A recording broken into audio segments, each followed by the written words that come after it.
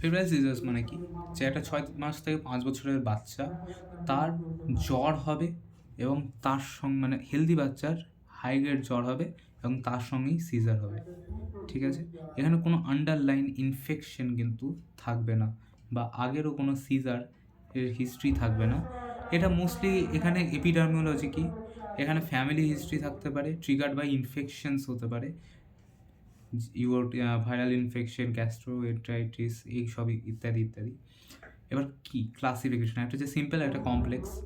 Simple মানে কি, একদিন হবে, 15 মিনিটের কম হবে এবং কোনো ফোকাল সাইন থাকবে না। তাহলে কমপ্লেক্স কি, 15 মিনিটের বেশি হবে, ফোকাল সাইন থাকবে এবং বারবার হবে।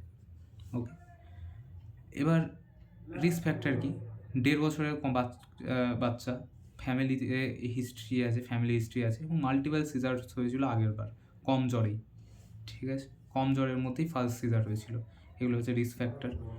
তারপর আউটকাম কি, মোস্টলি যে এপিলেপসি যেটা আছে, এপিলেপসি হয় অ্যাডোলেসেন্সে, এইসব বাচ্চাদের ক্ষেত্রে 3 থেকে 12% রিস্ক হায়ার কোথায়, যেখানে ফ্যামিলি হিস্ট্রি আছে, আবার একই জিনিস। আবার কমপ্লেক্স যদি হয়ে থাকে তাহলে হায়ার। আর সবথেকে বেশি রিস্ক কোথায়, যদি প্রোলংড ফেব্রাইল সিজার হয়, তাহলে সেটা হিপোক্যাম্পাস এবং টেম্পোরাল লোবে এপিলেপসি করতে পারে। ওকে, নেক্সট কি, ম্যানেজমেন্ট অফ ফেব্রাইল সিজার কি, আমি লরাজিপাম দেবো, follow status epilepticus protocol follow করব, এবং পারফর্ম লাম্বার মাঞ্চার যদি meningitis is suspected.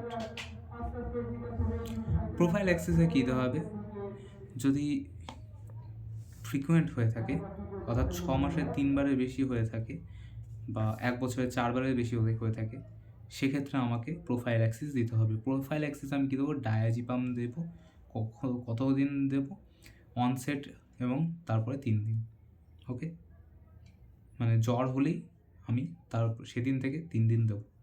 Differential diagnosis কী আছে, অ্যাকিউট সিমটোম্যাটিক সিজার, তার সাথে ডিফারেন্সিয়েট করতে হবে। মা বাবাকে এডুকেট করতে হবে, এমফাসাইজ করতে হবে। এডুকেট কী করতে হবে, যে রেকারেন্স কখন হতে পারে এবং ম্যানেজমেন্ট অফ ফিভার কী করে করবো। প্রগনোসিস কি, সিম্পল ফেব্রাইল সিজার যেগুলো আছে সেটা excellent prognosis, long term epilepsy is low in uncomplicated cases. Okay.